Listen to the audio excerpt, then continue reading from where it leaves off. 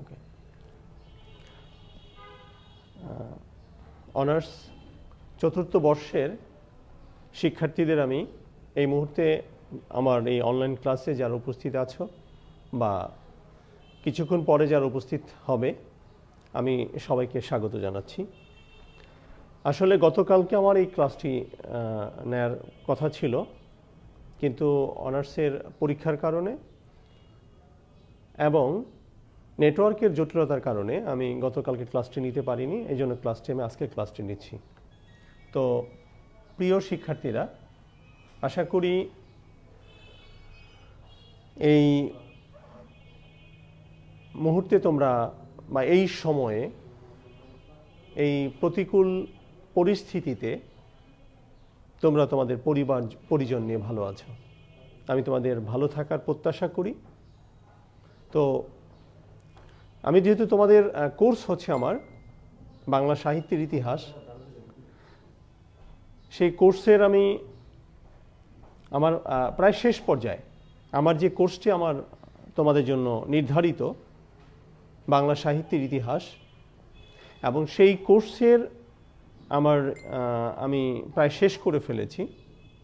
আজকে আমার যে অংশটুকু বাকি আছে সেটা হচ্ছে প্রবন্ধের উপরে আমি একটা ক্লাস নিয়েছি। আজকে আমি প্রবন্ধের যে অবশিষ্ট যে অংশটুকু আছে আমি সেই অংশটুকুর উপরে ক্লাস নেব। তো প্রিয় শিক্ষার্থীরা, ইতিহাস যেহেতু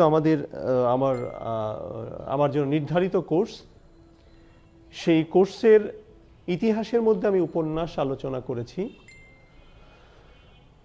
আমি তোমাদের ছোট গল্প নিয়ে আলোচনা করেছি, মানে ছোট গল্পের ইতিহাস সময়, অর্থাৎ 2000 থেকে 47 থেকে 2000 পর্যন্ত এই সময়ের মধ্যে যেসব লেখকের লেখাগুলো আছে সেটা উপন্যাস, ছোট গল্প, নাটক ইত্যাদি আমি আলোচনা করেছি। আমি আজকে তোমাদের প্রবন্ধ নিয়ে আলোচনা করব। আর ইতিমধ্যে আমি প্রবন্ধের একটি ক্লাস নিয়েছি। আজকে আমি যে অংশটুকু বাকি ছিল সে অংশটুকু আলোচনা করার চেষ্টা করব। তো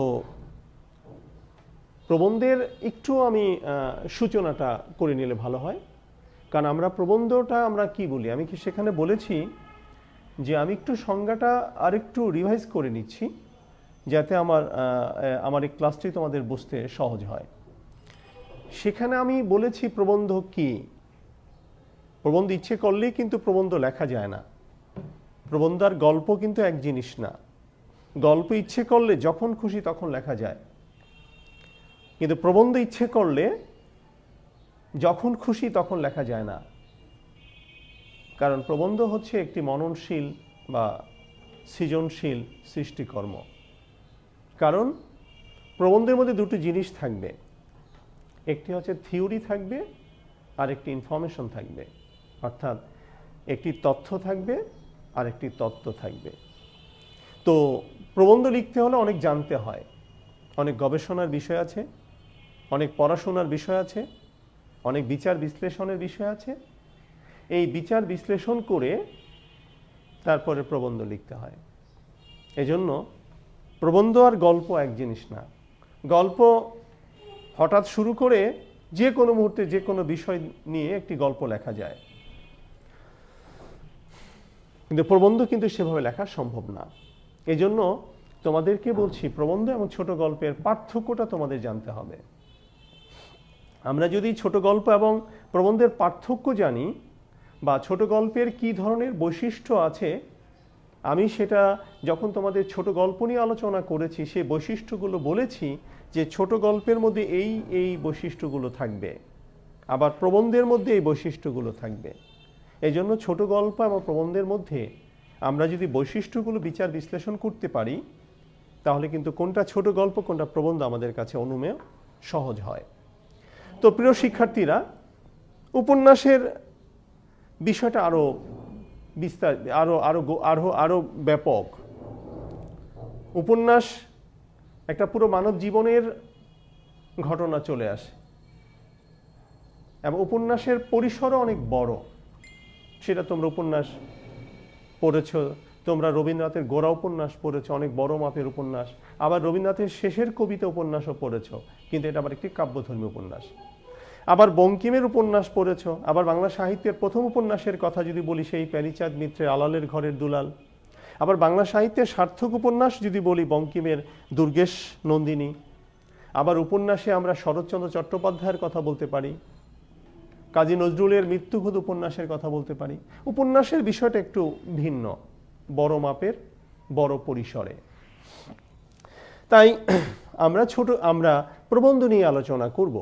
তো সেই প্রবন্ধে আমি অনেক আলোচনা করেছি, আমি জাস্ট একটু শুরু করে দিচ্ছি। প্রবন্ধের সংজ্ঞাটা আমি আরেকবার স্মরণ করিয়ে দিচ্ছি, তাহলে তোমাদের সুবিধা হবে। আমি আমার বাকি অংশটা যখন আমি আলোচনা করব, তখন তোমাদের বুঝতে সহজ হবে।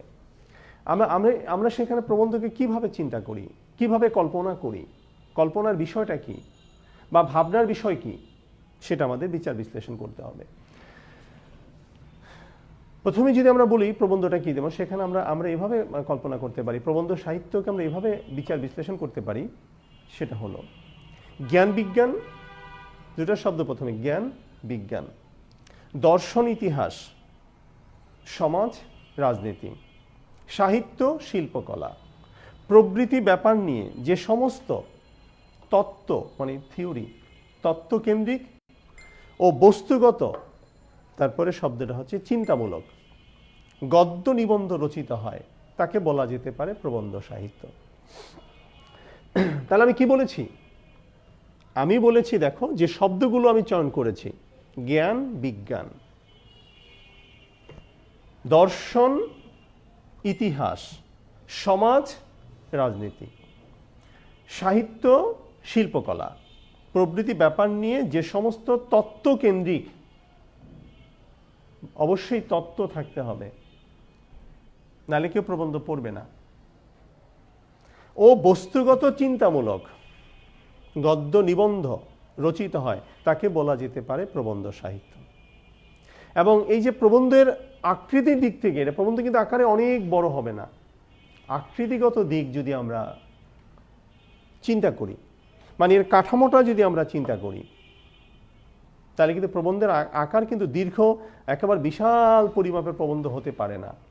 এই জন্য বলছে আকৃতিগত দিক থেকে প্রবন্ধ হবে খুব সংক্ষিপ্ত হবে, তবে বিষয়বস্তুর পরিপ্রেক্ষিতে প্রবন্ধের আয়তন দীর্ঘ হতে পারে। তাহলে আমরা যে প্রবন্ধের কথা বলছি, প্রবন্ধ কিন্তু সংক্ষিপ্ত। আমরা যে প্রবন্ধ চিন্তা করি, প্রবন্ধের কাঠামোগত দিক চিন্তা করি, তাহলে প্রবন্ধ কিন্তু সংক্ষিপ্ত। এবং যদি আবার বিষয়বস্তু আকার, যদি বিষয়বস্তুগত দিক আমরা চিন্তা করি, সেখানে বিষয়বস্তুর কথা চিন্তা করে প্রবন্ধ দীর্ঘ হতে পারে। তাহলে এখন আমি যে বিষয়টা তোমাদের বোঝানোর চেষ্টা করছি, সেটা হলো প্রবন্ধ। যে প্রবন্ধ যে কোনো বিষয়েই আমরা প্রবন্ধ লিখতে পারি, এবং কিন্তু সেই প্রবন্ধের মধ্যে অবশ্যই চিন্তামূলক, বস্তুগত চিন্তামূলক। সেখানে হতে পারে আমার তত্ত্ব থাকবে, আমার সেখানে আমি কি জন্য প্রবন্ধটা লিখতে চাচ্ছি, আমার সেই পাঠককে সেই ইনফরমেশন দিতে হবে। কেন পাঠক প্রবন্ধ পড়বে, প্রবন্ধ পড়ার উদ্দেশ্যটা কি, প্রবন্ধ পড়ে যদি আমি নিজেকে পরিবর্তন, ওই বিষয় সম্পর্কে নিজেকে যদি আমি জানতে না পারি, তাহলে আমি প্রবন্ধ এই অংশটা আমি কেন পড়ব, এর স্বাদটা আমাকে বের করতে হবে। তার মানে প্রবন্ধের মধ্যে আমার এই বিষয়বস্তুগুলো থাকতে হবে। যদি থাকে, তাহলে কিন্তু আমরা একটি সার্থক প্রবন্ধ আমরা লিখতে পারি। আর যদি এরকম সার্থক প্রবন্ধ আমরা লিখতে পারি, তখন কিন্তু আমার পাঠক কিন্তু আমার এই প্রবন্ধটি পড়বে, পড়ে এই প্রবন্ধের ভিতর থেকে মূল যে বিষয়টা আছে, সেই বিষয়টা সংগ্রহ করতে পারবে, এবং এতে সে আনন্দও পাবে এবং তথ্য সংগ্রহ করতে পারবে। আনন্দ এবং তথ্য সংগ্রহ করতে যদি পারে, তখনই পাঠক কিন্তু প্রবন্ধটি পড়বে। তোমরা প্রমোদ চৌধুরীর নাম শুনেছ, হ্যাঁ? তো এই যে প্রবন্ধগুলো আছে, এই জন্য আমরা বলছি প্রবন্ধ জটিল হতে পারে, কিন্তু প্রবন্ধের মূল বিষয়টা, এই বিষয়টা আমাদের অনুধাবন করতে হবে, আমাদের বুঝতে হবে। আমি যে প্রবন্ধ নিয়ে আলোচনা করেছি অনেক দূর পর্যন্ত, আমি আজকে যেখান থেকে যে অংশটুকু আলোচনা করব, সেটা হচ্ছে কালীপ্রসন্ন ঘোষ। আমি আর আগের অংশ কিন্তু সব আলোচনা করেছি। আমি যাদেরটা আলোচনা করেছি, আমি সেখানে আমি বলছি বাংলা গদ্য থেকে কিভাবে প্রবন্ধের সূচনা হলো, 1800 সালে যেহেতু বাংলা গদ্যের সূচনা হয়েছে ফোর্ট উইলিয়াম কলেজ, মনে আছে তোমাদের, আমি গত ক্লাসে বলেছি ফোর্ট উইলিয়াম কলেজ। এই ফোর্ট উইলিয়াম কলেজ এই জন্য আমরা 1800 সালটা হচ্ছে আমাদের একটা এমন একটা বিখ্যাত একটি সাল, 1800 সালে ফোর্ট উইলিয়াম কলেজ প্রতিষ্ঠিত হয়েছে। এবং সেই ফোর্ট উইলিয়াম কলেজ মানেই এরপরে 1801 সালে ফোর্ট উইলিয়াম কলেজে বাংলা বিভাগ চালু হয়েছে। এরপর থেকে কিন্তু বাংলা গদ্যের সূচনা হয়েছে। আর বাংলা গদ্যের সূচনাতে কিন্তু আমরা প্রথমে প্রবন্ধ পেয়েছি এবং এরপরে কিন্তু আমরা উপন্যাস পেয়েছি। তার মানে বাংলা গদ্যের সূচনার সাথে কিন্তু প্রবন্ধের একটি নিবিড় সম্পর্ক আছে, এটা তোমাদের বুঝতে হবে যে বাংলা প্রবন্ধের সাথে বাংলা গদ্যের সূচনার একটা একেবারে নিবিড় সম্পর্ক আছে। এবং এই জন্য আমরা প্রবন্ধ আমরা এই জন্য বলি প্রবন্ধের সাথে গদ্যের একটা অঙ্গাঙ্গিভাবে একটা একীভূত অবস্থা, অর্থাৎ এই একটা ছাড়া একটা চলতে পারে না, একটা ছাড়া একটা বিচার বিশ্লেষণ করা যায় না। এই জন্য বাংলা গদ্য আর প্রবন্ধকে আমরা একসাথে একীভূত করে ফেলি। আমি সেই বিষয়ে আলোচনা করেছি যেহেতু বাংলা গদ্যের সূচনায় বাংলা প্রবন্ধ সূচনা, সেখানে আমরা রাজা রামমোহন রায়ের কথা বলেছি। রাজা রামমোহন রায়ের সেই আমরা সতীদাহ প্রথা, হ্যাঁ, এটার জন্য অনেক আন্দোলন করেছেন রাজা রামমোহন রায় এবং এই জন্য অসংখ্য প্রবন্ধ তাকে লিখতে হয়েছে রাজা রামমোহন রায়। আমরা ঈশ্বরচন্দ্র বিদ্যাসাগরের বাংলা প্রবন্ধ এই সময় কিন্তু ফোর্ট উইলিয়াম কলেজের পরেই এরা রাজা রামমোহন রায়, ঈশ্বরচন্দ্র বিদ্যাসাগর, হ্যাঁ, এদের কথা আমি আলোচনা করেছি। ভূদেব মুখোপাধ্যায়ের অসংখ্য প্রবন্ধ আছে, আমি ভূদেব মুখোপাধ্যায়ের কথা বলেছি। রাজনারায়ণ বসু আছে, হ্যাঁ, রাজনারায়ণ বসু। তারপরে আমরা বঙ্কিমচন্দ্র চট্টোপাধ্যায়, বঙ্কিমের কথা যখন আমরা বলি তখন তো আমরা বলি যে বাংলা সাহিত্যে যে সার্থক উপন্যাস আছে এই সার্থক উপন্যাস কিন্তু বঙ্কিমের হাতেই এসেছে। আমরা সেই দুর্গেশ নন্দিনীর কথা বলি, 1865 সালে যখন বাংলা সাহিত্যে একটি সার্থক উপন্যাসের জন্ম দিলেন তিনি কিন্তু বঙ্কিমচন্দ্র চট্টোপাধ্যায়। তাহলে উপন্যাস এবং প্রবন্ধ উনি একসাথেই লিখেছেন এবং ওনার প্রবন্ধ কিন্তু আবার 3 ধরনের ক্যাটাগরি আছে, আমি সেটাও কিন্তু আলোচনা করেছি। আমি বলেছি উনি ব্যঙ্গাত্মক ও সরস প্রবন্ধ লিখেছেন, যেটা আমরা লোকরহস্য বলি, কমলাকান্তের দপ্তর। যখন আমরা এই প্রবন্ধগুলোর কথা বলি তখন কিন্তু আমাদের বঙ্কিমচন্দ্র চট্টোপাধ্যায়ের কথা আমাদের মনে পড়ে যে বঙ্কিমচন্দ্র চট্টোপাধ্যায় এই 3 ধরনের প্রবন্ধ লিখেছেন।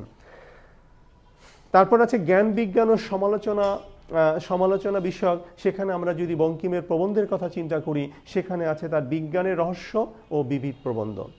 তারপরে আমরা যদি তার দর্শন ও শাস্ত্র চর্চা বিষয় প্রবন্ধের কথা বলি সেখানে আছে তার কৃষ্ণ চরিত্র ও ধর্মতত্ত্ব। তাহলে এই যে বঙ্কিমের কথা বললাম, বঙ্কিমচন্দ্র চট্টোপাধ্যায়ের কথা বললাম, উনি যেমন উপন্যাসও লিখেছেন এবং বাংলা সাহিত্যে 14টি উপন্যাসের উনি জন্ম দিয়েছেন এবং সেইখানে আমরা সেই উপন্যাসের মধ্যে আরেকটা বিখ্যাত উপন্যাস আছে, তোমরা পড়েছ, সেটা হচ্ছে কপালকুণ্ডলা। এই যে উপন্যাসের মধ্যে দেখেছো একটা নারী কিভাবে ঘর থেকে বেরিয়ে এসে কিভাবে সে একটা পুরুষকে বলতে পারে পথিক তুমি পথ হারিয়েছো।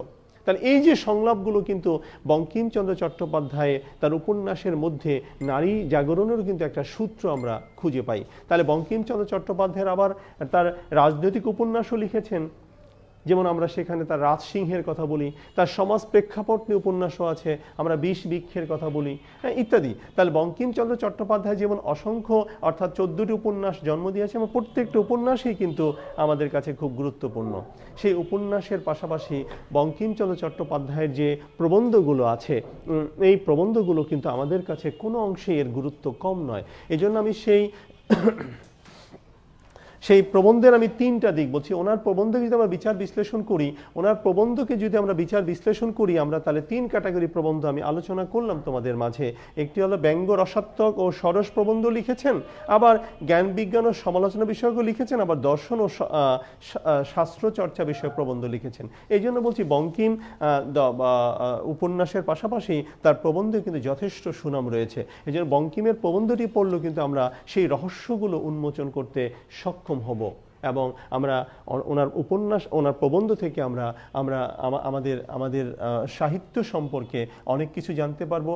আমাদের সমাজ ব্যবস্থাটা কেমন ছিল, সেই সমাজ ব্যবস্থাটা কিন্তু আমরা তার প্রবন্ধের মধ্যে আমরা খুঁজে পাবো। এই জন্য কিন্তু বঙ্কিমের উপন্যাসে যেমন সার্থক ছিলেন, বঙ্কিম কিন্তু প্রবন্ধ রচনায় কিন্তু সার্থক ছিলেন। তার মধ্যে প্রবন্ধের মধ্যে বস্তু জগতের অনেক বিষয় ছিল, এবং আমরা অনেক তত্ত্ব কিন্তু পেয়েছি সমাজের। আমরা সমাজ বিজ্ঞান যেটা আমরা বলছিলাম, বঙ্কিমের যেই প্রবন্ধের কথা বলছিলাম, সেখানে যেমন আমরা ধর্মতত্ত্ব অর্থাৎ এখানে দর্শন শাস্ত্র সম্পর্কে অনেক বিষয় আছে, শাস্ত্র চর্চা বিষয়ে অনেক বিষয় আছে, তার ধর্মতত্ত্ব যে প্রবন্ধটি আছে। এই জন্য বলছি বঙ্কিম কিন্তু উপন্যাসের পাশাপাশি প্রবন্ধের ক্ষেত্রে যথেষ্ট সুনাম অর্জন করেছেন, এবং তার প্রবন্ধগুলো কিন্তু আমাদের জন্য আমাদের অনেক কিছু শিক্ষণীয় ছিল তার প্রবন্ধ থেকে।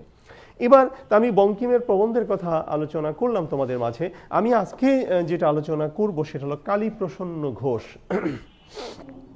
এই যে কালীপ্রসন্ন ঘোষের কথা বললাম, যে কালীপ্রসন্ন ঘোষের সময়কালটা হচ্ছে 1843 থেকে 1910। এই সময়কালটা ছিল কালীপ্রসন্ন ঘোষের সময়কাল। অর্থাৎ কালীপ্রসন্ন ঘোষের যে প্রবন্ধের যে বৈশিষ্ট্যগুলো ছিল, অর্থাৎ কালীপ্রসন্ন ঘোষ যে প্রবন্ধ লিখেছেন, সেই প্রবন্ধের বিষয়গুলো যদি আমরা একটু বিচার বিশ্লেষণ করি, তাহলে আমরা কি দেখতে পাই? আমরা দেখতে পাই, দেখো তার প্রবন্ধের স্টাইলটা কেমন ছিল। যেমন আমরা বলি গুরুগম্ভীর ভাষা রীতিতে চিন্তামূলক প্রবন্ধ লিখে বিশেষ খ্যাতি লাভ করেছিলেন কালীপ্রসন্ন ঘোষ। তাহলে এই যে তার সময়কালে যদি আমরা চিন্তা করি 1843 থেকে 1910, এই যে সময়কালটা, হ্যাঁ,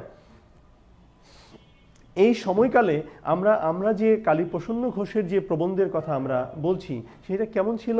সেটা ছিল গুরুগম্ভীর ছিল, অর্থাৎ গুরুগম্ভীর ভাষারীতিতে। হ্যাঁ, তার স্টাইলটাই ছিল গুরুগম্ভীর। সেই গুরুগম্ভীর ভাষারীতিতে এমন চিন্তামূলক, অর্থাৎ চিন্তামূলক প্রবন্ধ লিখে বিশেষ খ্যাতি লাভ করেছিলেন। অর্থাৎ কালীপ্রসন্ন ইংরেজি শিক্ষিত ছিলেন বলে পাশ্চাত্য চিন্তাধারার সঙ্গে যোগাযোগ রক্ষা করে সাহিত্য সাধনা করেছিলেন। অর্থাৎ উনি ইংরেজি শিক্ষায় শিক্ষিত ছিল, এবং যারা ইংরেজি শিক্ষায় যারা শিক্ষিত ছিল, তারা বেশিরভাগ কিন্তু পাশ্চাত্য যে দর্শন আছে, অর্থাৎ পাশ্চাত্য যে বিষয়গুলো আছে, সেগুলোকে বাংলা সাহিত্যে আনার চেষ্টা করেছেন। অর্থাৎ পাশ্চাত্যের যে কলা কৌশল আছে, পাশ্চাত্যে যে রীতিনীতি আছে, বা পাশ্চাত্যে যে সংস্কৃতি আছে, সেই বিষয়গুলো বাংলায় আমাদের মননে সেগুলোকে প্রবেশ করার চেষ্টা করেছেন। এই জন্য আমরা বলি, যখন আমরা মাইকেল মধুসূদন দত্তের আমরা দেখেছি, তার অর্থাৎ বাংলা সাহিত্যে যাকে আমরা আধুনিক কবি বলি, উনিও কিন্তু পাশ্চাত্য শিক্ষায় শিক্ষিত ছিলেন এবং ইংরেজি শিক্ষায় শিক্ষিত ছিলেন। ওনারও কিন্তু টার্গেট ছিল ইংরেজি সাহিত্যের বড় কবি হওয়া, কিন্তু আসলে হতে পারেননি। নিজের সংস্কৃতি বাদ দিয়ে অন্য সাহিত্যে উনি বড় কবি হতে পারেননি। হ্যাঁ, কিন্তু আমি এই জন্য বলছি যে উনিও কিন্তু এ পাশ্চাত্য ঢং ওনার সাহিত্যে ব্যবহার করার চেষ্টা করেছেন। আমার এই কালীপ্রসন্ন ঘোষও কিন্তু একই অবস্থা, ইংরেজি শিক্ষিত ছিলেন বলে পাশ্চাত্য চিন্তাধারা, অর্থাৎ পাশ্চাত্য চিন্তাধারা মানে পাশ্চাত্য যে দর্শন আছে, পাশ্চাত্য যে ভাবনা আছে, সেই বিষয়টা উনি সেই বিষয়ের সঙ্গে তাল মিলিয়ে উনি সাহিত্য সাধনা করেছেন এবং সেটা প্রয়োগ করার চেষ্টা করেছেন আমাদের বাংলা সাহিত্যে। অর্থাৎ আমাদের বাংলা সাহিত্যকে আধুনিক করার চেষ্টা করেছেন, অর্থাৎ বাংলা সাহিত্যে আধুনিক প্রবন্ধ রচনা করার চেষ্টা করেছেন এই কালীপ্রসন্ন ঘোষ। এই জন্য আমরা বলি যে উনি যেমন ইংরেজিতে ভালো ছিলেন, আবার সংস্কৃতেও কিন্তু তার একটা ভালো দখল ছিল, ভালো দক্ষতা ছিল। ফলে দেখা যায় সংস্কৃত এবং ইংরেজি এই দুইটা শিক্ষা উনি গ্রহণ করেছিলেন। এর ফলে উনি বাংলায় চমৎকার কিছু প্রবন্ধ লিখতে সক্ষম হয়েছিলেন এবং এই প্রবন্ধগুলো তার ছিল চিন্তামূলক প্রবন্ধ ছিল। আমাদের ওই দুইটা দর্শনটাকে সমন্বয় করে বাংলায় চমৎকার কিছু প্রবন্ধ লেখার চেষ্টা করেছেন। এই জন্য বাংলা ভাষার বিশুদ্ধি রক্ষায় তিনি সংস্কৃতির উপর নির্ভর ছিলেন। তাহলে যে মানুষ সংস্কৃতিতে পাণ্ডিত্য ছিল, ইংরেজি পাশ্চাত্য শিক্ষা গ্রহণ করেছেন, পাশ্চাত্য ইংরেজি শিক্ষা তার দখল ছিল, ফলে কালীপ্রসন্ন ঘোষ কিছু বাংলা সাহিত্যে নতুন কিছু চিন্তাধারা, নতুন কিছু দর্শন, নতুন কিছু ভাবনা, নতুন বিজ্ঞান মনস্ক কিছু কৌশল, সেগুলো বাংলা প্রবন্ধে উনি প্রয়োগ করার চেষ্টা করেছেন। ফলে কিন্তু বাংলা সাহিত্য কি হয়েছে? সমৃদ্ধ হয়েছে। শুধু বাংলা সাহিত্য সমৃদ্ধ হয়নি, আমরাও কিন্তু সমৃদ্ধ হয়েছি এবং আমরা তার কাছ থেকে অনেক মূল্যবান কিছু প্রবন্ধ আমরা পেয়েছি। এ হলো কালীপ্রসন্ন ঘোষ। এরপর যদি আমরা চিন্তা করি আমাদের আমরা যার সাথে তুলনা করি, যে বঙ্কিমচন্দ্র চট্টোপাধ্যায় যেমন অসাধারণ কিছু উপন্যাস আমাদের দিয়েছেন, বঙ্কিমের একজন সমসাময়িক বাংলা সাহিত্যে একজন মুসলমান লেখক, তিনি হচ্ছেন মীর মশাররফ হোসেন। মীর মশাররফ হোসেনের সময়কালও এরকম 1847 থেকে 1911।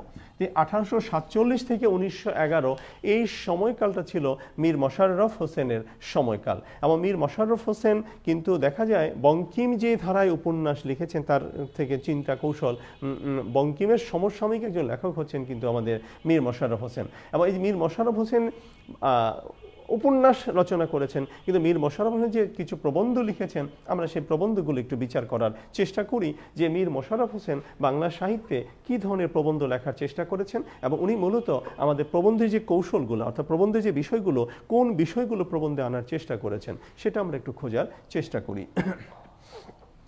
তাহলে আমরা যদি সেই জন্য বলি যে মীর মশাররফ হোসেন বাংলা প্রবন্ধ সাহিত্যে প্রাথমিক পর্যায়ের মুসলমান লেখক হিসাবে বিশেষ উল্লেখযোগ্য। আমি আগেই বলেছি যে এভাবেই বাংলা সাহিত্যে ওই সময় মুসলমান লেখকদের প্রাধান্য খুব কম ছিল, কিন্তু যে কজন মুসলমান লেখক ছিলেন আমাদের বাংলা সাহিত্যে, বঙ্কিমের সমসাময়িক, তার মধ্যে কিন্তু মীর মশাররফ হোসেন অন্যতম। অর্থাৎ তার প্রবন্ধে সহজ বুদ্ধিমত্তা ও নিরপেক্ষ বিচার শক্তি নৈপুণ্য প্রকাশ পেয়েছে। অর্থাৎ উনি সহজ ভাষায় সহজ সরল যুক্তিতে অসাধারণ কিছু প্রবন্ধ আমাদের মাঝে উনি উপহার দিয়েছেন। এজন্য বলছি যে তার প্রবন্ধে ছিল সহজ বুদ্ধিমত্তা ও নিরপেক্ষ বিচার শক্তি নৈপুণ্য প্রকাশ পেয়েছে। তার যে সেই প্রবন্ধগুলো যদি আমরা একটু পড়ি, প্রবন্ধে তো ব্যক্তি জীবন তো আসবেই। মীর মশাররফ হোসেন কোথায় জমিদার, মীর মশাররফ হোসেন কুষ্টিয়ার এক জমিদার এস্টেটে চাকরি করেছেন। অতএব সমসাময়িক ঘটনা, তারপরে ওনার ওই সময়ের যে বিষয় ভাবনাগুলো আছে, বা ওই সময়ে আমাদের সমাজের রাজনীতি কেমন ছিল সেই বিষয়গুলো এসেছে, আমাদের সমাজ সংস্কৃতি কেমন ছিল সেই বিষয়গুলো এসেছে। উনি যেগুলো স্বচক্ষে দেখেছেন সেই বিষয়গুলো উনি তুলে ধরার চেষ্টা করেছেন মীর মশাররফ। তার বিখ্যাত উপন্যাস আছে, তোমরা জমিদার দর্পণ নাম শুনেছ, সেই জমিদার দর্পণের উপন্যাসের লেখক কিন্তু মীর মশাররফ হোসেন। এখন তার যে সেই সহজ বুদ্ধিমত্তা দিয়ে উনি যে প্রবন্ধগুলো লিখেছেন, সেই প্রবন্ধের কথা যদি আমরা বিচার করি, দেখো সেই প্রবন্ধের মধ্যে আছে, দেখো গোজীবন, তারপর আছে আমার জীবনীর জীবনী ইত্যাদি গ্রন্থে তার কৃতিত্বের প্রকাশ পেয়েছে। এই যে গোজীবন, তারপর আমার জীবনীর জীবনী, অর্থাৎ এই যে আমি এখানে 3টা গ্রন্থের কথা বলছি, এই প্রবন্ধগুলোর মধ্যে যে উনি ওই সময়ে সমসাময়িক জীবনে মুসলমান সমাজ ব্যবস্থায়, মুসলমান সংস্কৃতিতে, বা আমাদের ওই সময় যে সমাজ ব্যবস্থা ছিল সেই সমাজ ব্যবস্থায় উনি যে বিষয়গুলো দেখেছেন সেই বিষয়গুলোকে অত্যন্ত চমৎকারভাবে তার এই প্রবন্ধে তুলে ধরার চেষ্টা করেছেন। এক্ষেত্রে কিন্তু মীর মশাররফ হোসেন সার্থক ছিলেন। এই জন্য বলছি, মুসলমান লেখকদের মধ্যে যদি আমরা চিন্তা করি, মুসলমান লেখকদের কথা আমরা কল্পনা করি, যেখানে মুসলমান লেখকদের সংখ্যা ছিল না বললেই চলে, সেই সময় আমাদের মুসলমান লেখকদের জন্য একটি উদ্দীপনা বা একটি প্রেরণা বা একটা শক্তি সঞ্চয়ের জায়গা ছিল এই মীর মশাররফ হোসেন। মীর মশাররফ হোসেন সেই আদর্শ হিসাবে কাজ করেছেন বাংলা সাহিত্যে। ফলে তার দেখা দেখি আরও অনেক মুসলমান লেখকের কিন্তু উত্থান হয়েছে এবং তারা কিন্তু সাহিত্য চর্চা করেছে। সেই হিসাবে মীর মশাররফ হোসেন সার্থক ছিলেন। এরপরে যদি আমরা যার কথা আমি বলবো, তিনি হচ্ছেন হরপ্রসাদ শাস্ত্রী। এই হরপ্রসাদ শাস্ত্রী, আমরা তারও কিছু বিখ্যাত প্রবন্ধ আছে। এই হরপ্রসাদ শাস্ত্রী সম্পর্কে আমরা এবার আলোচনা করব। এই হরপ্রসাদ শাস্ত্রী বাংলা সাহিত্যে উনি কি ওনার অবদান আছে, ও বাংলা সাহিত্যে উনি কোন ধরনের প্রবন্ধ লিখেছেন সেটা আমরা একটু তুলে ধরার চেষ্টা করব। আর যেহেতু তোমরা বাংলা সাহিত্যের স্টুডেন্ট এবং বাংলা সাহিত্য নিয়ে তোমরা প্রায় ফার্স্ট ইয়ার পড়েছো, সেকেন্ড ইয়ার পড়েছো, থার্ড ইয়ার পড়েছো এবং ফোর্থ ইয়ারও তোমাদের শেষ পর্যায়ে, এরপরে তোমরা গ্রাজুয়েট তোমাদের কমপ্লিট হয়ে, পরীক্ষা দিলে তোমাদের গ্রাজুয়েট কমপ্লিট হয়ে যাবে। অতএব হরপ্রসাদ শাস্ত্রী তো তোমাদের নাম শোনা উচিত, কারণ এই হরপ্রসাদ শাস্ত্রী বাংলা সাহিত্যে যে প্রাচীন যুগের আদি নিদর্শন চর্যাপদ, কিন্তু তোমরা জানো এই চর্যাপদের সাথে হরপ্রসাদ শাস্ত্রীর নাম জড়িত। আমরা যাকে, ওনার একটা উপাধি আছে মহামহোপাধ্যায় হরপ্রসাদ শাস্ত্রী। ওনার সময়কালটা যদি বলি আমরা 1852 থেকে 1931, 1852 থেকে 1931, এই সময়কালটা ছিল মহামহোপাধ্যায় হরপ্রসাদ শাস্ত্রী, অর্থাৎ যিনি চর্যাপদ চর্যাপদের কথা যখন আমরা বলি তখন কিন্তু আমার এই হরপ্রসাদ শাস্ত্রীর নাম আমাদের চলে আসে। অতএব এই জন্য আমি বলছি যে তোমরা যেহেতু বাংলার স্টুডেন্ট, অতএব হরপ্রসাদ শাস্ত্রী সম্পর্কে তোমরা অনেক বেশি জানো, এবং আমাদের সবার জানা উচিত এই হরপ্রসাদ শাস্ত্রী সম্পর্কে। তাহলে এবং এই যে আমরা বলছি যে মহামহোপাধ্যায় হরপ্রসাদ শাস্ত্রী, এই যে মহামহোপাধ্যায় এটা হচ্ছে ওনার উপাধি, ওনার আসল নাম হচ্ছে হরপ্রসাদ শাস্ত্রী। এবং এই মহামহোপাধ্যায় হরপ্রসাদ শাস্ত্রী ভারত মহিলা, প্রাচীন বাংলার গৌরব, বৌদ্ধ ধর্ম প্রভৃতি গ্রন্থে মনজ্ঞ ও চিত্তাকর্ষক রচনা শৈলীর পরিচয় দিয়েছিলেন। ওনার রচনার যে কৌশল,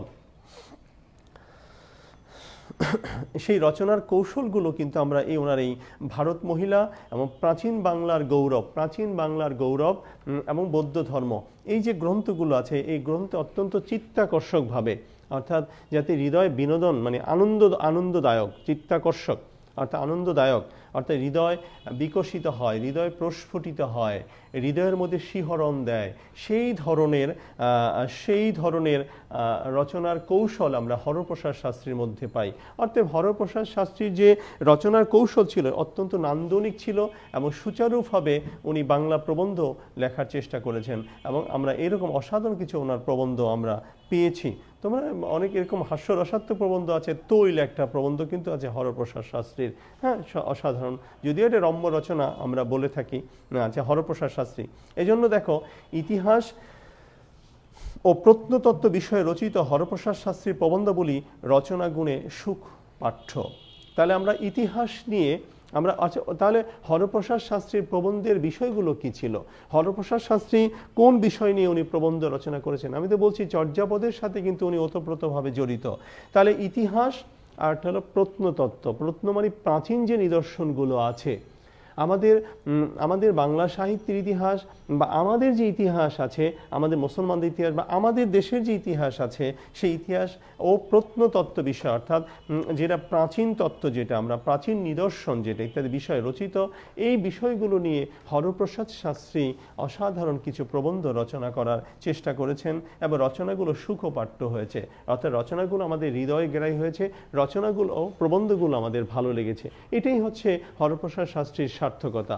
এবং তার লিপিভঙ্গি ছিল, অর্থাৎ তার যে লেখার ঢং ছিল, সেই লিপিভঙ্গি যদি আমরা চিন্তা করি, সেখানে আমরা দেখি তার সেই লিপিভঙ্গি ছিল সরল, এবং তার একটা নিজস্ব একটা বৈশিষ্ট্য ছিল, নিজস্ব একটা ঢং ছিল, নিজস্ব একটা কৌশল ছিল। তাহলে এই যে তার লিপিভঙ্গি সরল, সরস ও নিজস্ব, এই কৌশলে হরপ্রসাদ শাস্ত্রী কি করেছেন, বাংলায় কিছু অসাধারণ কিছু প্রবন্ধ আমাদের উপহার দিয়েছেন।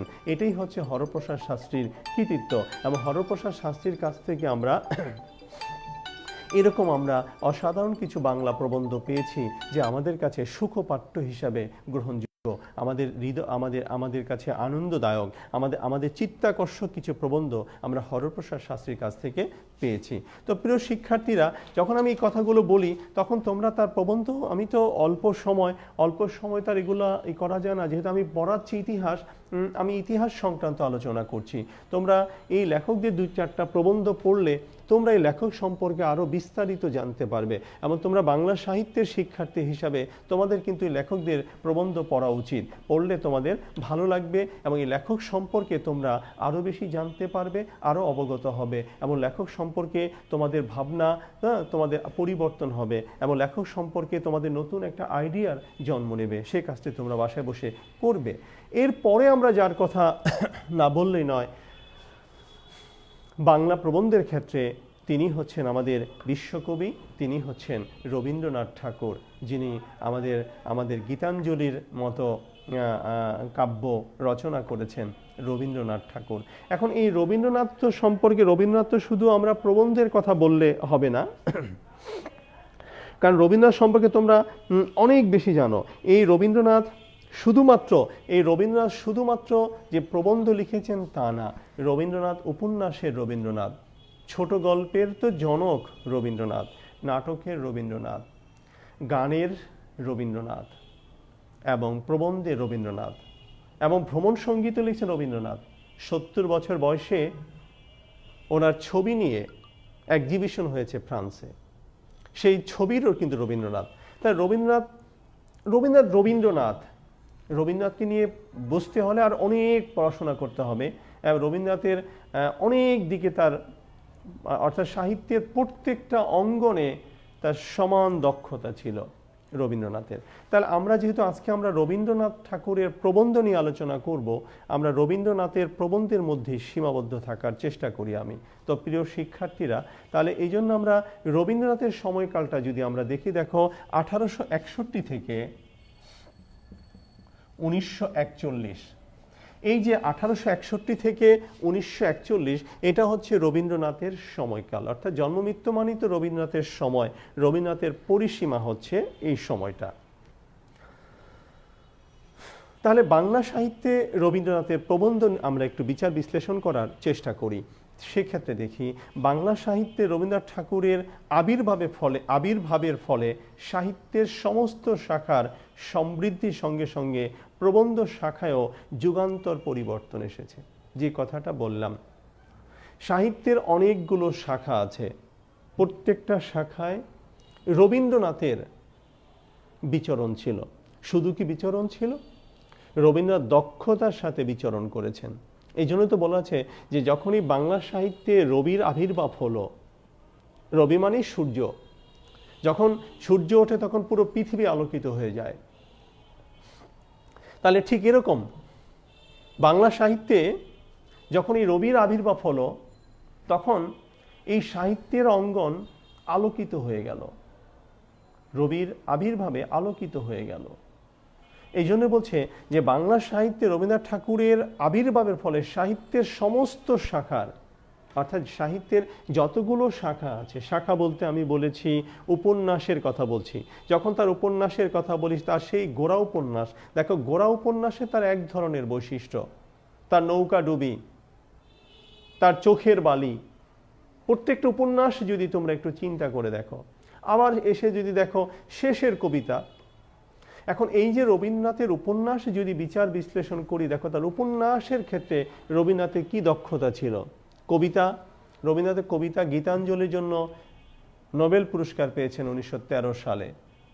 ছোট গল্প, সেই ছোট গল্পের যদি আমরা পোস্টমাস্টারের সেই সংলাপটা বলি, পৃথিবীতে কে কাহার, আসলে পৃথিবীতে কেউ কারো না। দেখো পৃথিবীতে আমাদের জন্ম হয়েছে একা, মারা যাব একা। জন্মের সময় আমরা উৎসব করি, মারা যাওয়ার সময় আমরা কাঁদি। পৃথিবীতে কেউ কারো না। সময়ের প্রয়োজনে আমরা হয়তো আমাদের কারোর সাথে কারো বন্ধুত্ব হয়, তাও সেটা সময়ের প্রয়োজনে। তাহলে রবীন্দ্রনাথের সেই সংলাপটার কথা বললাম যে পৃথিবীতে কে কাহার, পোস্টমাস্টারের সেই সংলাপটি, রবীন্দ্রনাথের সেই এক রাত্রি গল্প, রবীন্দ্রনাথের সেই শাস্তি গল্প, এবং এরকম রবীন্দ্রনাথের অসংখ্য গল্প আছে, 100-র উপরে গল্প আছে। সেই রবীন্দ্রনাথের ছোট গল্পও যদি পড়ি আমরা, প্রত্যেকটা গল্প বিজ্ঞান, তার চিন্তা, দর্শন, কৃষি, টোটাল বিষয় নিয়ে রবীন্দ্রনাথের ছোট গল্প আছে। রবীন্দ্রনাথের কবিতা কি বলবো, কবিতার কথা বললাম, ছোট গল্পের কথা বললাম, নাটক, রবীন্দ্রনাথের প্রবন্ধ।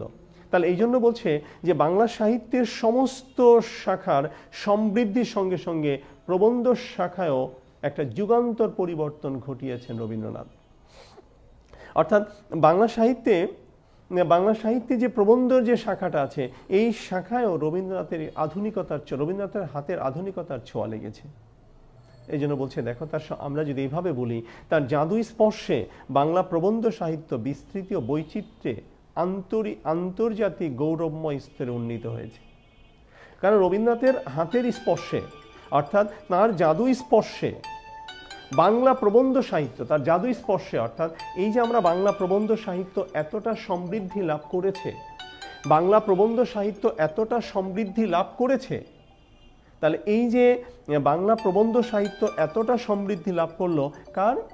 রবীন্দ্রনাথের জাদু শব্দটা যদি আমরা বলি, তার জাদুই স্পর্শে বাংলা প্রবন্ধ সাহিত্য বিস্তৃতি ও বৈচিত্র্যে আন্তর্জাতিক গৌরবময় স্তরে উন্নীত হয়েছে। রবীন্দ্রনাথ বিচিত্র বিষয় অবলম্বনে অসংখ্য প্রবন্ধ রচনা করেছেন। তার যে প্রবন্ধের যে বিষয়গুলো আছে সেই বিষয় একটা বৈচিত্র্য ছিল। উনি কোনো নির্দিষ্ট বিষয় নিয়ে কিন্তু প্রবন্ধ লেখেননি, তার একাধিক বিষয় ছিল। এই জন্য বলছে যে রবীন্দ্রনাথের বিচিত্র বিষয় অবলম্বনে অসংখ্য প্রবন্ধ রচনা করেছেন। সেই প্রবন্ধগুলো যদি আমরা একটু চিন্তা করি,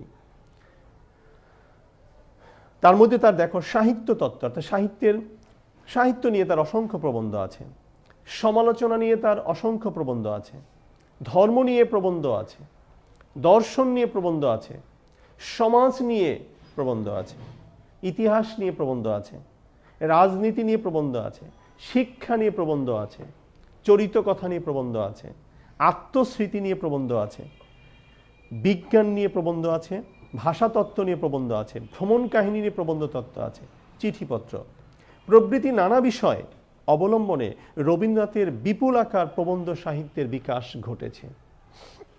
তাহলে আমরা যদি বলি যে কোন বিষয় রবীন্দ্রনাথ প্রবন্ধ লেখেননি, এবং প্রত্যেকটা বিষয় তার ছিল দর্শন, তার চিন্তা ভাবনা আলাদা ছিল, এবং এই জন্য আমরা তার প্রবন্ধ যখন পড়ি তখন আমাদের চিন্তার জগৎ খুলে যায়। আমরা তার সাহিত্য তত্ত্ব নিয়ে যখন দেখি যে সাহিত্য তত্ত্ব কেমন হবে, সেটা উনি প্রবন্ধ আকারে চমৎকারভাবে তুলে ধরেছেন।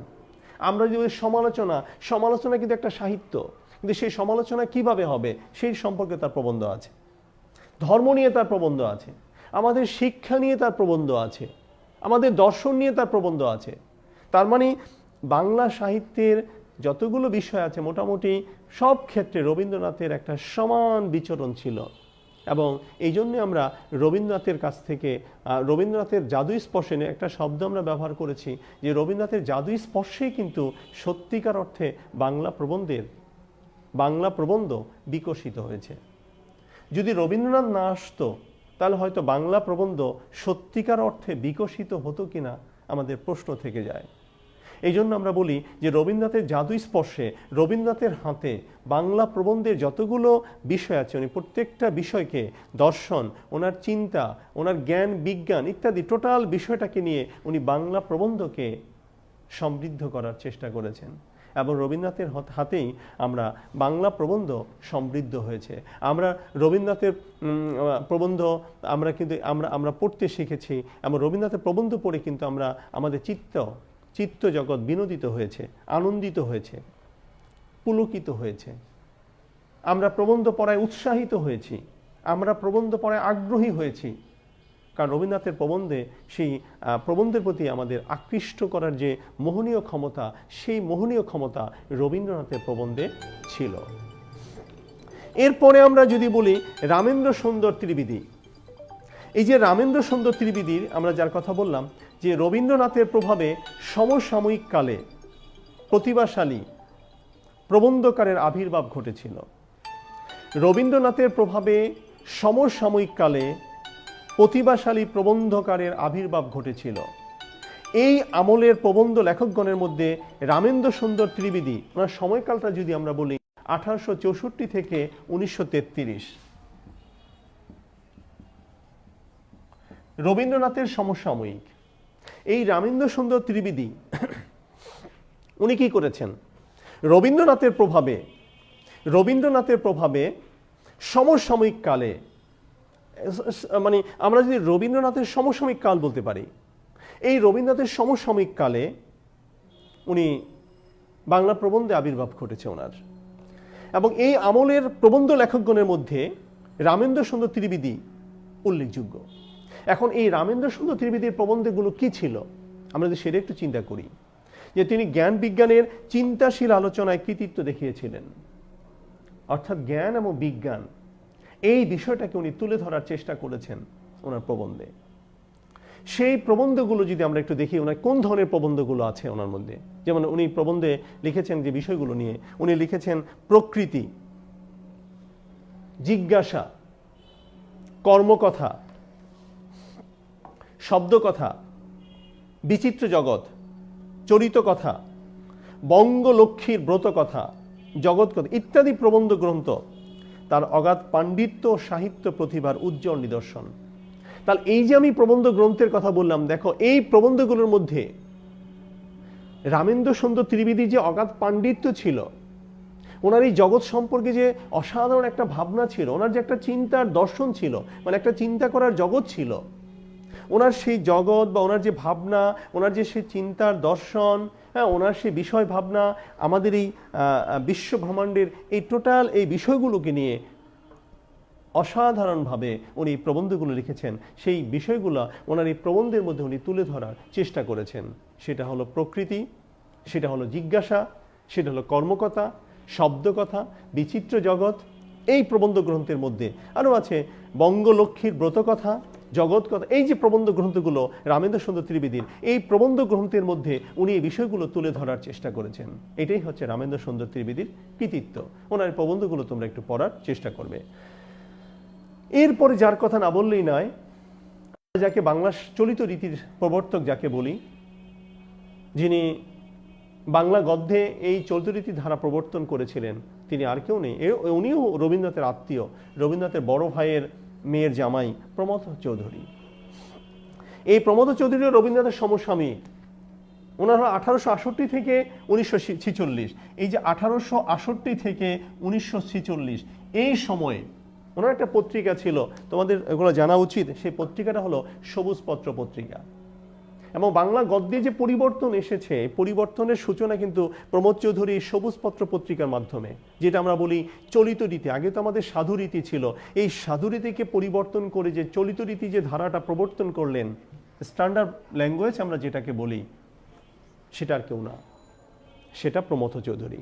তাহলে এই প্রমথ চৌধুরী, ওনার আরেকটা ছদ্মনাম ছিল, উনি বীরবলী ভঙ্গি, ওনার ছদ্মনাম হচ্ছে বীরবল। এই প্রমথ চৌধুরী বীরবলী ভঙ্গি অর্থাৎ এক প্রকারের শুষ্ক ব্যঙ্গ বিদ্রুপ, তীর্যক দোতনা বিশিষ্ট বিদগ্ধ মনের পরিচয়বাহী রচনারীতি প্রয়োগে বাংলা প্রবন্ধ সাহিত্যকে সমৃদ্ধ করেছেন। তীক্ষ্ণ ভাষায়, তীর্যক। যদি প্রমথ চৌধুরী সম্পর্কে বলি, দেখো বীরবলী ভঙ্গি, বাট এক প্রকারের শুষ্ক ব্যঙ্গ বিদ্রুপ, তারপরে শব্দ চয়ন করলে হয় তীর্যক দোতনা বিশিষ্ট বিদগ্ধ মনের পরিচয় বাহী রচনাটির প্রয়োগে বাংলা প্রবন্ধ সাহিত্যকে সমৃদ্ধ করেছেন প্রমথ চৌধুরী। কথ্য ভাষারীতির প্রয়োগে তিনি কৃতিত্ব দেখিয়েছেন। তার গদ্যরীতি সর্বপ্রথম পূর্ণাঙ্গ সাহিত্যিক চলিত ভাষার মর্যাদা লাভ করে। তাহলে আমাদের গদ্য অর্থাৎ সাহিত্য যে আনন্দের সাথে পাঠ করতে হয়, সাহিত্য পড়ে যদি আনন্দ না, এই যে আনন্দ শব্দ, এই যে চিন্তাগুলো, এগুলো ওনার প্রবন্ধের মধ্যে আমরা খুঁজে পাই। উনি অত্যন্ত তীর্যকভাবে, অত্যন্ত তীক্ষ্ণভাবে এই বিষয়গুলোকে উনি ওনার প্রবন্ধে তুলে ধরেছেন। এবং এই যে কথ্যরীতিকে উনি প্রয়োগ করার চেষ্টা করেছেন সাহিত্যে। এবং উনি বাংলা গদ্যরীতি, এই বাংলা গদ্যরীতিকে যেটা স্ট্যান্ডার্ড ল্যাঙ্গুয়েজ অর্থাৎ চলিত রীতিতে প্রবর্তন শুরু করেছিলেন প্রমথ চৌধুরী। এবং তার যে পত্রিকা ছিল, সেই পত্রিকা অর্থাৎ সবুজপত্র পত্রিকা, যেটা 1914 সালে, সেই সবুজপত্র পত্রিকার মাধ্যমে আরও কিছু লেখক ছিলেন যারা এই প্রমথ চৌধুরীর সঙ্গী ছিলেন বাংলা গদ্যকে পরিবর্তন করার পেছনে। এই জন্য আমরা একজন চমৎকার, উনিও কিন্তু ইংরেজি সাহিত্যের শিক্ষক ছিলেন, ইংরেজি সাহিত্যের, উনি ইংরেজি সাহিত্যে অনার্স মাস্টার্স করেছেন, পরে শিক্ষকতা করেছেন, সাংবাদিকতা করেছেন, এই আইন পেশাও ছিলেন। এই প্রমথ চৌধুরী এইভাবে বাংলা গদ্যের প্রবন্ধ রীতিকে অর্থাৎ প্রবন্ধ ধারাকে একটা আমূল পরিবর্তন করতে সক্ষম হয়েছিলেন। এটাই হচ্ছে প্রমথ চৌধুরীর সাহিত্যের বৈশিষ্ট্য। এবং এই প্রবন্ধ সাহিত্যের বিভিন্ন শাখায়, যেটা আমরা শাখার কথা যদি আমরা একটু চিন্তা করি, সেখানে বৈচিত্র্য প্রবন্ধ সাহিত্যের ধর্ম এবং নানা বিষয় বাংলা সাহিত্যে যেসব প্রবন্ধ সৃষ্টি হয়েছে তা পর্যালোচনা করা বিভিন্ন শাখা প্রশাখা তাকে বিন্যস্ত করা চলে।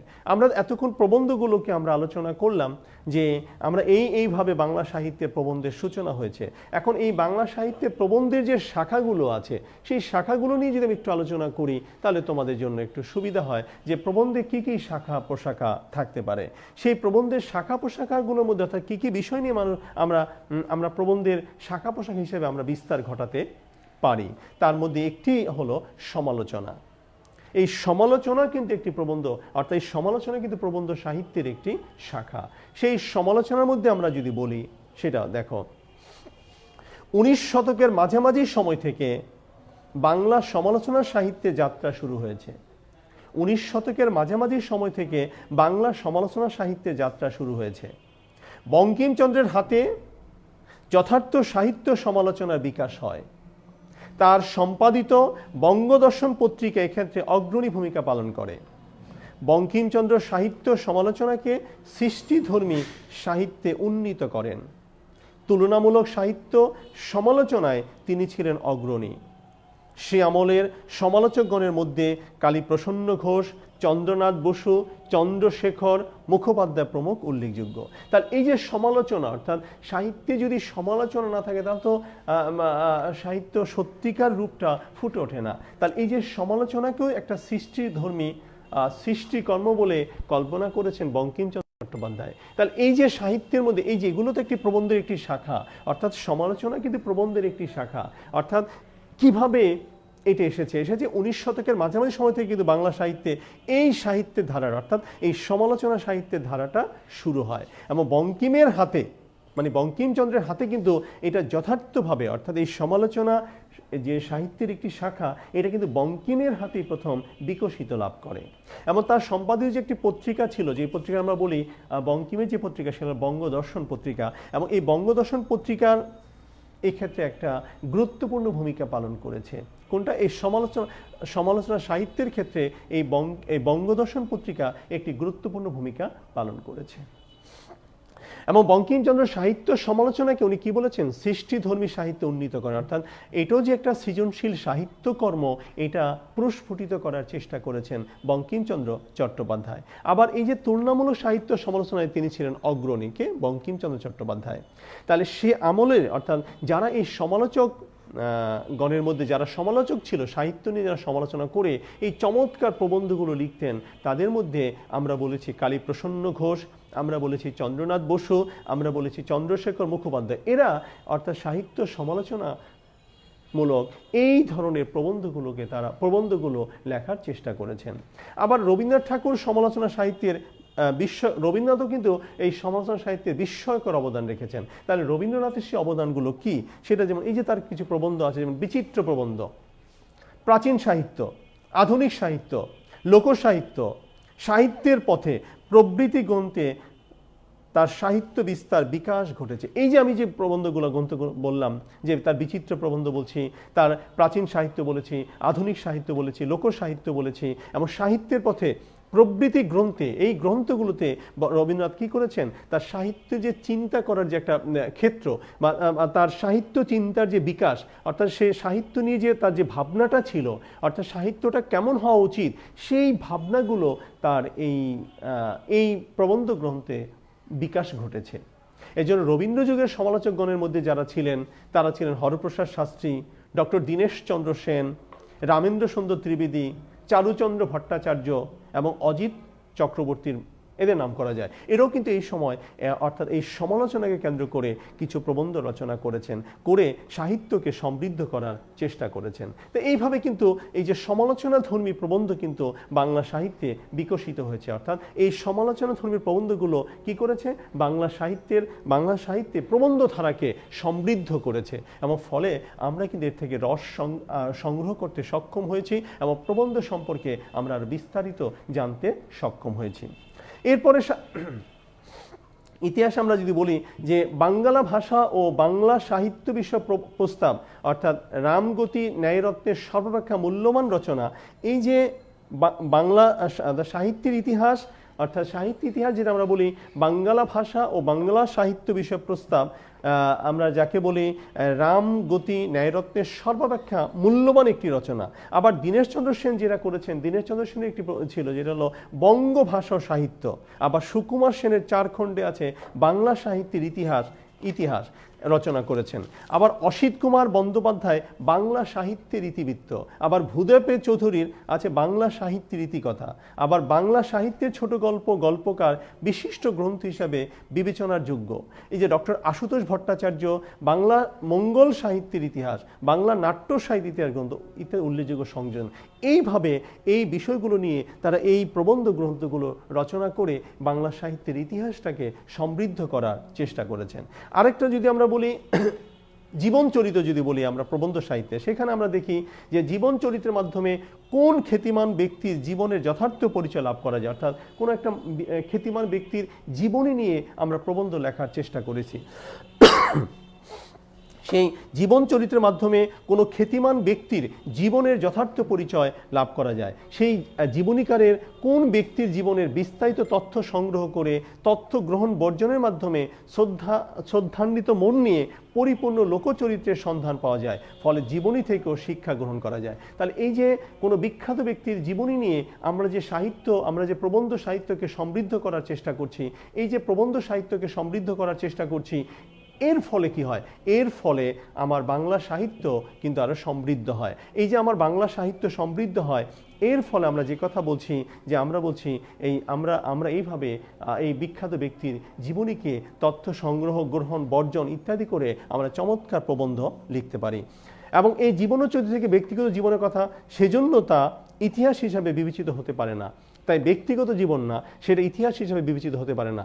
তাই জীবনের খণ্ড খণ্ড অভিজ্ঞতার মধ্য দিয়ে একটি সামগ্রিক অভিজ্ঞতা গড়ে ওঠে এবং তাতে একটি জীবনের পূর্ণাঙ্গ রূপ প্রত্যক্ষ করা যায়। তাই সেই পেরিচাঁদ মিত্রের, সেই ডেভিড হেয়ারের জীবন চরিত্র, এটাও আমরা বলতে পারি। তো এছাড়া আত্মচরিত, স্মৃতিকথা, ভ্রমণ কাহিনী, পত্র সাহিত্য, রম্যর ইত্যাদি উল্লেখযোগ্য করে প্রবন্ধ সৃষ্টি হতে পারে। তাহলে প্রবন্ধ কিন্তু দেখো এখানে আমার আত্মচরিত যেটা আছে, এই আত্মচরিত নিয়ে কিন্তু প্রবন্ধ সৃষ্টি হতে পারে, স্মৃতিকথা নিয়েও কিন্তু প্রবন্ধ হতে পারে, ভ্রমণ কাহিনী নিয়েও কিন্তু প্রবন্ধ হতে পারে, পত্র নিয়ে আমরা যে পত্র লিখি, আমাদের রবীন্দ্রনাথের চিঠিপত্র আছে, হ্যাঁ, এই পত্র নিয়েও কিন্তু আমরা প্রবন্ধ হতে পারে। তার প্রবন্ধ অনেক বিষয় হতে পারে। তাহলে এই জন্য আমরা বলছি যে বাংলা প্রবন্ধ সত্যিকার অর্থে আমাদেরকে সমৃদ্ধ করেছে। অর্থাৎ আমাদের সাহিত্যের যতগুলো শাখা আছে, প্রিয় শিক্ষার্থীরা তোমরা লক্ষ্য করবা যে বাংলা সাহিত্যের যতগুলো শাখা আছে তার মধ্যে কিন্তু প্রবন্ধ সাহিত্য অন্যতম, এবং সেই প্রবন্ধ সাহিত্য কিন্তু বাংলা সাহিত্যকে সমৃদ্ধ করার চেষ্টা করেছে। তাহলে এই যে বাংলা সাহিত্যকে সমৃদ্ধ করার চেষ্টা করেছে, কে সমৃদ্ধ করার চেষ্টা করেছে? এই বাংলা প্রবন্ধ। তাই আমি এইভাবে তোমাদেরকে দুটি ক্লাসের মাধ্যমে বাংলা প্রবন্ধ সম্পর্কে একটু আলোচনা করার চেষ্টা করলাম। এই জন্য এবার যদি তোমরা একটু পড়ো, ইতিহাসটা একটু পড়ো, তাহলে তোমাদের বাংলা প্রবন্ধ আরো সহজ হবে, তোমাদের কাছে আরো সহজ হবে, তোমরা সহজে বুঝতে পারবে, বুঝতে সক্ষম হবে। তো প্রিয় শিক্ষার্থীরা, তোমরা সবাই ভালো থাকবে। আমার ইতিহাসের অনার্স চতুর্থ বর্ষের শিক্ষার্থী তোমাদেরকে বলছি যে তোমাদের এই কোর্স কিন্তু আমার শেষ, প্রায় আমার কোর্স শেষ। অর্থাৎ যে বিষয়গুলো ছিল প্রত্যেকটা বিষয় কিন্তু আমি এই অনলাইনে আমি ক্লাসের মাধ্যমে তোমাদের শেষ করার চেষ্টা করলাম, এবং কোর্স কিন্তু আমার প্রায় শেষ। তারপরেও এরপরে যদি আগামী মাসে কোনো ক্লাসে আমি হয়তো তাহলে অন্য কোনো বিষয় নিয়ে আমি তোমাদের ক্লাস নেওয়ার চেষ্টা করব। এবার তোমরা হয়তো পরিস্থিতি খুব তাড়াতাড়ি স্বাভাবিক হয়ে যাবে, তোমাদের হয়তো আবার আমাদের ক্লাস পর্যায়ে আমাদের আরও হয়তো অনলাইনে পরিস্থিতি স্বাভাবিক হলে হয়তো আমাদের আবার তোমরা ক্লাসে ফেরত আসলে তখন হয়তো যে পরিস্থিতি, যে সমস্যাগুলো থাকবে সেই সমস্যাগুলো আমরা সমাধান করার চেষ্টা করব। তোমরা বাসায় বসে পড়াশোনা করো, খুব শীঘ্রই আবার হয়তো দেখবা যে এখন একটার পর একটা আগামী মাসে হয়তো 2টা first year second year form পূরণ শুরু হয়ে যাবে। হ্যাঁ, এখন শুধু পরীক্ষা একটার পর একটা পরীক্ষা আসতে থাকবে। তো যাই হোক, আমি তোমাদের বিষয়গুলো আলোচনা করার চেষ্টা করলাম। তোমরা এখন ভালো থাকবে, আর বাসায় বসে পড়াশোনা করবে, মনোযোগ সহকারে পড়াশোনা করবে এবং স্বাস্থ্যবিধি মেনে চলবে, এবং তোমরা বাসায় পরিবার পরিজনের সব ভালো থাকো। তোমার সেই ভালো থাকার প্রত্যাশা করে আমি আজকের এই ক্লাসটি এই মুহূর্তে শেষ করছি। যারা এই মুহূর্তে আমার অনলাইন ক্লাসে ছিল, কষ্ট করে ক্লাস শুনেছ, বা পরবর্তীতে যারা আমার এই অনলাইন ক্লাস দেখবে, সবাইকে আমি ধন্যবাদ জানিয়ে আজকের মতো আমি ক্লাসটি শেষ করছি। সবাই ভালো থাকবা, সবার ভালো থাকার প্রত্যাশা করে এই মুহূর্তে ক্লাস শেষ করছি। সবাইকে ধন্যবাদ।